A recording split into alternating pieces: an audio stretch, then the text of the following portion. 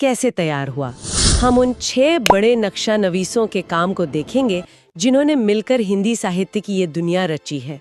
और हर एक ने इस नक्शे में एक नया रंग, एक नई सीमा जोड़ी है। हाँ, और इसके लिए हमारे पास मौलवी करीमुद्दीन, डॉक्टर राम कुमार वर्मा, हजारी प्रसाद द्विवेदी, डॉक्टर गणपति चंद्र गुप्त, डॉक्टर नगेंद्र और रामस्वरूप चतुर्वेदी के लिखे ग्रंथों से जुड़ी कुछ बहुत ही मजेदार जानकारियां हैं। इन्हीं के आधार पर हम ये पूरी कहानी समझेंगे। तो चलिए इस सफर की शुरुआत करते हैं।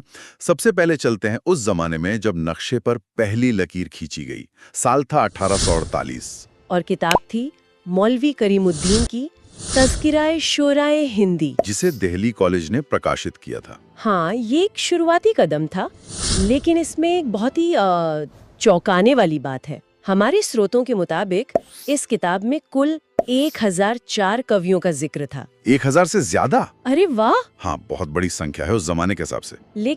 लेकिन यहीं पर कहानी में एक मोड़ आता है।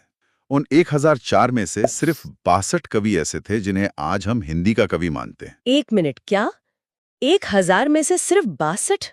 जी, सिर्फ 62। ये तो बहुत ही अजीब बात है। तो क्या उस वक्त हिंदी का मतलब कुछ और ही था? ये उस दौर की सच्चाई को दिखाता है।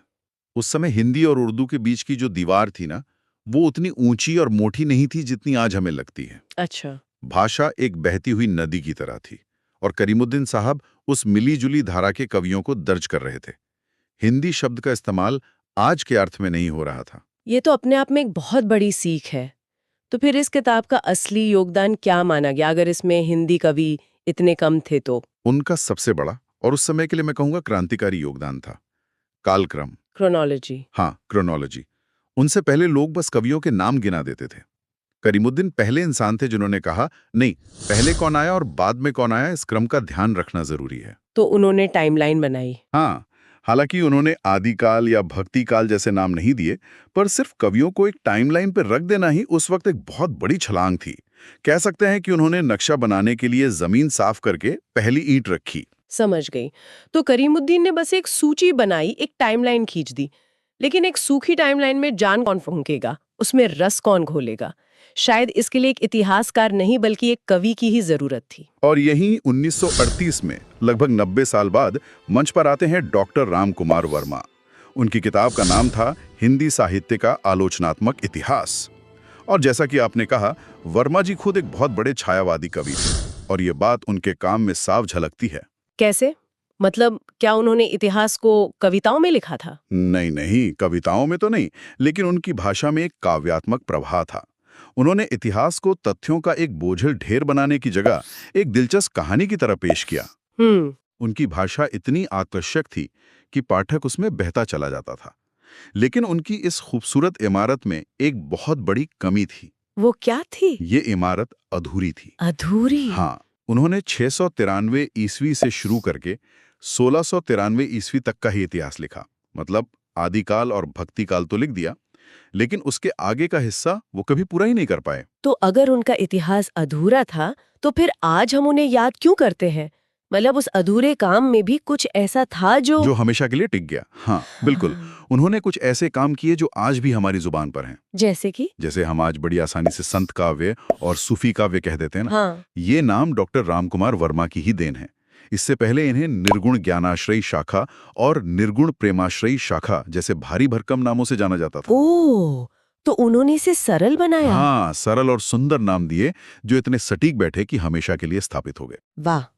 तो एक तरह से उन्होंने हमें वो लेबल दिए जो आज भी हम साहित्य की किताबों की अलमारियों पर इस्तेमाल करते हैं। बिल्कुल, ये बहुत बड़ा योगदान है। और एक और बड़ा काम किया। बताइए। उन्होंने अपभ्रंश साहित्य, जो हिंदी से पहले की भाषा थी, उसके एक बड़े हिस्से को हिंदी की जमीन में शामिल किया और उसे नाम दिया संधि काल। संधि काल मतलब वो काल जब पुरानी भाषा खत्म हो रही थी और नई भाषा जन्म ले रही थी।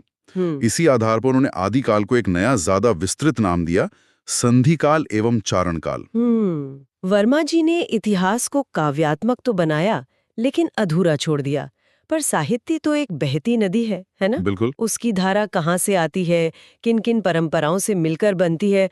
मुझे लगता है इस गहरे सवाल को सुलझाने के लिए हमें किसी और के पास चलना होगा। और वो कोई और नहीं बल्कि आचार्य हजारी प्रसाद द्विवेदी हैं।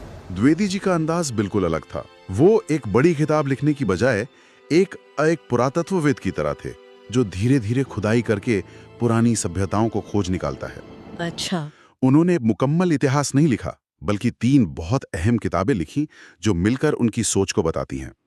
हिंदी साहित्य की भूमिका जो 1940 में आई, फिर हिंदी साहित्य उद्भव और विकास, और हिंदी साहित्य का आदिकाल, ये दोनों 1952 में।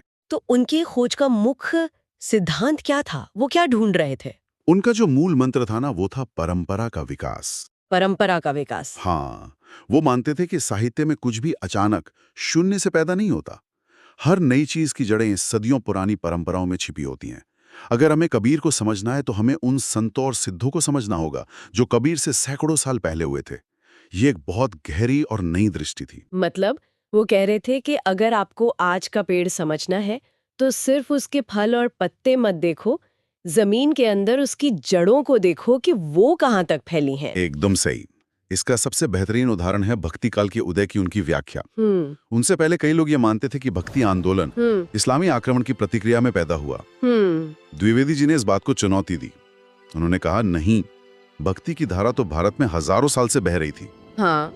बाहरी परिस्थितियों ने उसे और तेज कर दिया होगा, लेकिन वो धारा हमारी अपनी परंपरा का स्वाभाविक विकास थी। ये तो सोचने का पूरा नजरिया ही बदल देता है। बिल्कुल।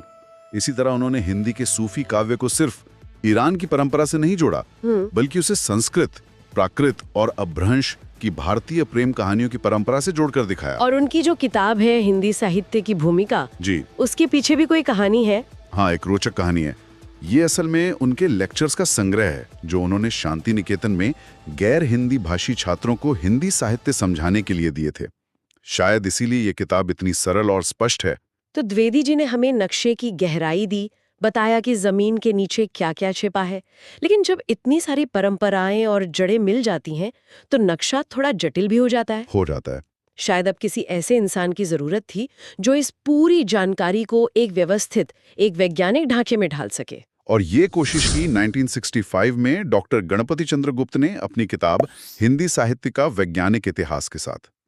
ये एक बहुत साहसी कदम था, क्योंकि तब तक आचार्य रामचंद्र शुक्ल का बनाया हुआ ढांचा वो पत्थर की लकीर माना जाता था। हाँ। गुप्त जी ने उस ढांचे को चुनौती दी। जब हम वैज्ञानिक इतिहास सुनते हैं तो दिमाग में फिजिक्स या केमिस्ट्री के फॉर्मूले आते हैं। यहाँ वैज्ञानिक से उनका क्या मतलब था? नहीं, फॉर्मूला नहीं। वैज्ञानिक से उनका मतलब था ज्यादा ऑब्जेक्टिव होना, ज्यादा तर्क संगत होना।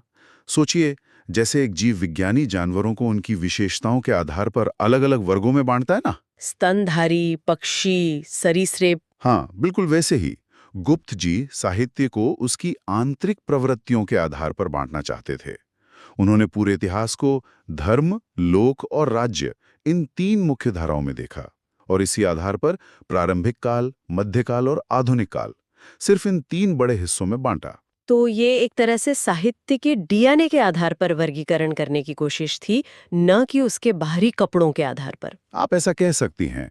ये एक नई और तर्कसंगत व्यवस्था बनाने का एक ईमानदार प्रयास था। ठीक है, तो अब तक हमारे पास एक टाइमलाइन है, काव्यात्मक भाषा है, परंपरा की गहरी समझ है और एक वैज्ञानिक ढांचा भी है। अब क्या हो अगर हम इन सब चीजों को एक साथ लाकर एक बहुत बड़ी, एक डिटेल्ड किताब बनाना चाहें? शायद एक आदमी के बस का काम ना हो। और यही 1973 में एक नया प्रयोग होता है। एक किताब आती है हिंदी साहित्य का इतिहास, जिसके संपादक थे डॉक्टर नगेंद्र। इसे किसी एक व्यक्ति ने नहीं, बल्कि 26 अलग-अलग विद्वानों ने मिलकर लिखा था। 26 विद्वान? अरे बाप रे! इसके तो अपने फायदे और नुकसान रहे होंगे। बिल्कुल। फायदा ये हुआ कि हर टॉपिक पर उस विषय के सबसे बड़े एक्सपर्ट ने लिखा। अच्छा। अगर आपको कबीर पर पढ़ना है तो कबीर के विशेषज्ञ का लेख मिलेगा। अगर छायावाद पे पढ़ना है तो उस दौर के माहिर का। इससे ये किताब जानकारी के मामले में बहुत प्रामाणिक बन गई। विश्वसनीय। हाँ, और यही वजह है कि आज भी ये विद्यार्थियों के लिए एक रेफरेंस बुक की तरह काम करती है। और नुकसान? नुकसान ये हुआ कि इसमें एक आवाज नहीं है। ऐसा लगता है जैसे 26 अलग-अलग एक्सपर्ट्स अपनी अपनी बात कह रहे हैं, लेकिन कोई एक डायरेक्टर नहीं है जो उन सबको एक कहानी में पिरो सके। सही बात है। तो ये एक बहुत उपयोगी एनसाइक्लोपीडिया तो बन गई, लेकिन इसमें द्विवेदी जी या शुक्ल जी जैसी एक केंद्रीय दृष्टि, एक सुसंगत नजरिया नहीं मिल पाता। मैं समझ गई। ये एक शानदार ऑर्केस्ट्रा है जिसमें हर संगीतकार बेहतरीन है, लेकिन कोई कंडक्टर नहीं है। क्या बात है, बहुत अच्छा कहा आपने। चलिए अब इस सफर के आखिरी और शायद सबसे दिलचस्प पड़ाव पर आते हैं। साल है 1986 और किताब है रामस्वरूप चतुर्वेदी की हिंदी साहित्य और संवेदना का विकास। ये किताब बहुत खास है। चतुर्वेदी जी ने एक बहुत मुश्किल काम किया। उन्होंने हिंदी साहित्य के दो सबसे बड़े स्तंभों आचार्य शुक्ल और हजारे प्रसाद द्विवेदी के नजरियों के बीच एक पुल बनाया। अच्छा। वो शुक्ल जी की दृष्टि से गहराई से प्रभावित थे, लेकिन उन्होंने द्विवेदी जी की परंपरा वाली खोज को भी पूरी तरह आत्मसात किया और दोनों को मिलाकर एक नया संतुलन बनाया। ये तो किसी रस्सी पर चलने जैसा काम रहा होगा। लेकिन उनका अपना सबसे अनोखा योगदान क्या था? किस चीज ने उनकी किताब को इतना अलग बनाया? उनकी सबसे बड़ी और मैं कहूंगा क्रांतिकारी खोज थी भाषा और साहित्य के बीच का गहरा अटूट रिश्ता। भाषा और साहित्य। हाँ, मतलब उनसे पहले के ज्यादातर इतिहासकार ये देख रहे थे कि कवि क्या कह रहा है। चतुर्वेदी जी ने आकर कहा, एक मिनट रुकिए, ये भी तो देखिए कि वो कैसे कह रहा है। उन्होंने साहित्य को समझने के लिए भाषा को अपना सबसे बड़ा औजार बनाया। इसे किसी उदाहरण से समझा सकते हैं? जरूर। उन्होंने दिखाया कि कबीर की महानता सिर्फ उनके विचारों में नहीं है, बल्कि उनकी उस खुरदुरी बेपरवाह भाषा में है। वही उनकी ताकत है। अच्छा। उन्होंने समझाया कि जायसी का प्रेम उनकी अवधी भाषा की मिठास से पैदा होता है। सूरदास का वात्सल्य ब्रज भाषा की कोमलता से उपजता है। ये एक क्रांतिकारी नजरिया था, जिसने साहित्य को देखने का चश्मा ही बदल दिया। वाह। ये किसी फिल्म की कहानी के बजाय उसकी सिनेमेटोग्राफी और एडिटिंग का विश्लेषण करने जैसा था। वाह। तो उन्होंने हमें ना सिर्फ नक्शा दिखाया, बल्कि ये भी समझाया कि उस नक्शे पर जो रंग भरे गए हैं, वो किस चीज से बने हैं।